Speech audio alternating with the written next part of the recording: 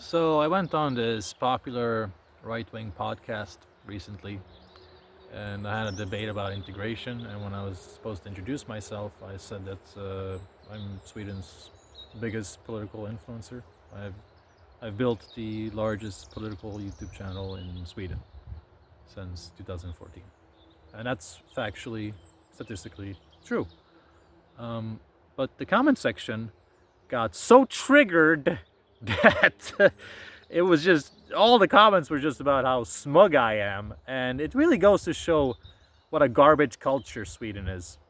You know, the worst thing this country knows is people who are individuals, have a personality, are individuals, stand out from the crowd, and who accomplish something. So it's called the law of Jante. And Swedes are really insidious about that shit. When they explain the law of Jante to people outside of Sweden, they go, "Oh yeah, my country is so awesome. We have this cultural decree where like we because that's how they talk. Swedish people they always talk like with this feminine accent, like a prison bitch." I'm just kidding. That was so unnecessary. That was so over the line. I should not have said that. Why did I have to do that? Why did I have to make a joke? Ah, my life is destroyed now. Anyway, they say that they have this beautiful cultural code where basically Swedish people don't like to brag. That's not really what it is, though. It's more like cultural impotence. It's more like they hate you if you say anything good about yourself whatsoever.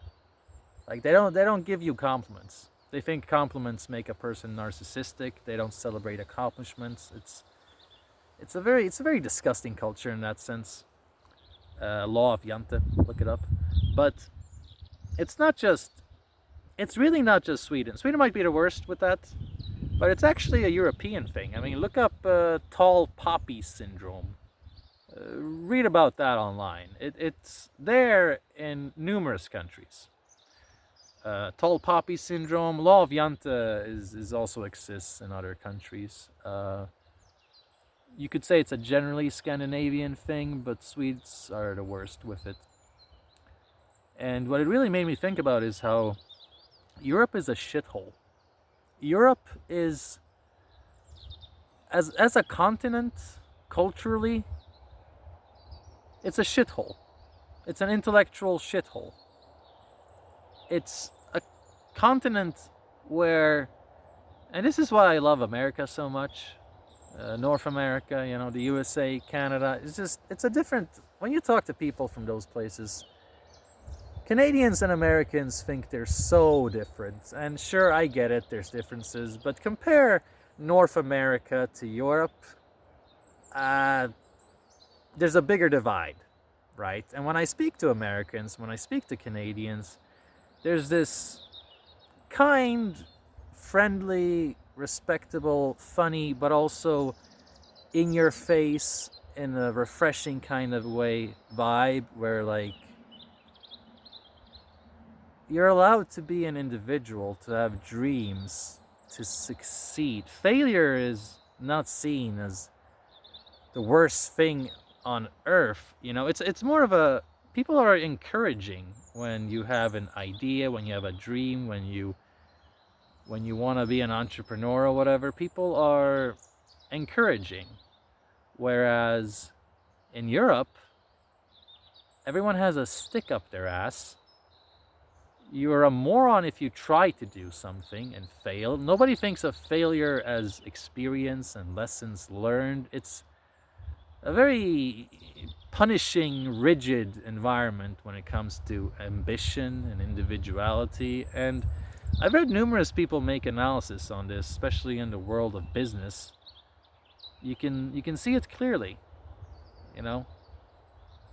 I feel like I'm not really explaining it in the best way because I'm comparing myself to this guy on Twitter who had a beautiful rant about this. Maybe I can put that in the video description, a link to that if I find it. But he was basically talking about how there's a big difference culturally, socially, financially, most importantly, in the workplace when it comes to things like trying to start a business, trying to further your career, trying to live a dream. You know, it's Europe is way more hostile towards innovators. Numerous people have talked about this. Europe is very anti-business, anti-innovation, really lagging behind in comparison with America and stuff. And it's visible. It's visible in the business world, but it's also visible in the social mentality people have. So it's just not as open. And if you look it up, a lot of European countries were socialist dictatorships not very long ago. Like pretty recently, decade level recently. Not a decade, but decades. So within this century. And I would describe it as a very statist culture continentally. I mean, I thought there was some kind of bug there. Not a computer bug, like a simulation matrix type thing, but more like a real bug. Anyway, what was my point? Oh yeah, I love that thing J.D. Vance did a while back when he roasted Europe and said that Europeans should be more afraid of their own governments than Russia. It's true. Our governments are they're a joke. I mean, at this point we're competing about which nation is the biggest joke. You can look at Sweden and be like, oh man, this is the craziest, shitty country. But then you look at the UK, and people are actually going to prison for Facebook memes. They're actually going to jail for social media stuff. Here, I don't feel like we've caught up with that on that level yet. There's a few things, a few cases you can find, but I'm worried about you British people. I really am.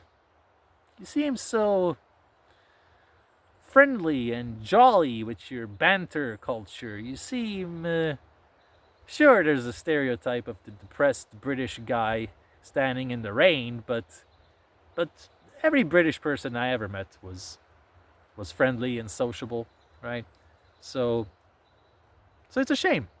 It's a shame you're being butt fucked by your government. But it's like, what country isn't at this point? It's weird. It's like every country is competing about who can be the biggest clown in clown world. It makes no sense. So just to get back to the whole biggest political channel in Sweden thing, I've never gotten a compliment for it. No one's ever... I don't even think people are aware of it. I haven't been recognized for it. When I deal with other people in this same entertainment sector, media sector, political sector, other people who run alternative medias do not show me that credit, do not give me that respect, do not act like I've done anything at all. And I don't even vibe with alternative media in Sweden.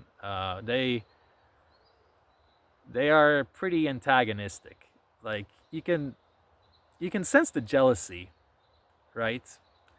Every time I've discussed collaborating with an alternative media in Sweden, working with them, they act like I'm an intern and want to pay me less than someone who works at a nursing home, like minimum wage level. Like I've built a social media presence that's bigger than yours. You should at least acknowledge that and give me a salary that's decent. But it's like every one of them, and there's no exception, every single one of them tries to act like that ethnicity they're always talking so much about, the stereotype of I can't say the word out loud, but there's a certain group of people, certain religion, and there's a very unfair and antagonistic negative stereotype about these people as greedy with a specific kind of nose. And I don't mind this group of people. I think they're lovely. I think they're very diverse. I wouldn't stereotype them. But these people do. The nationalists do. And yet when you're dealing with the nationalists, they're like, well, they're worse than the stereotype they invented about the people with the noses. So I have no friends in this business world of whatever I'm moving in. No friends, no partners, no one even acknowledging that I've done something. No media ever acknowledged it. No alternative media ever acknowledged it. It's just something I've done,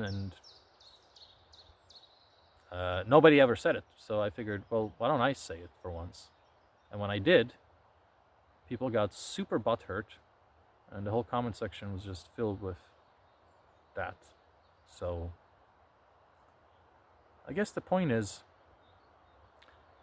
that you should eat a bag of dicks. I like giving people compliments. I like telling them when they're doing something good. I like being encouraging, optimistic. I like being a jolly foreigner. And I'm surrounded by people who don't, so man, I need to do something about this. I can't stay here. I need to figure out a way to go somewhere happy. Anyway, I hope you enjoy my completely meaningless rant.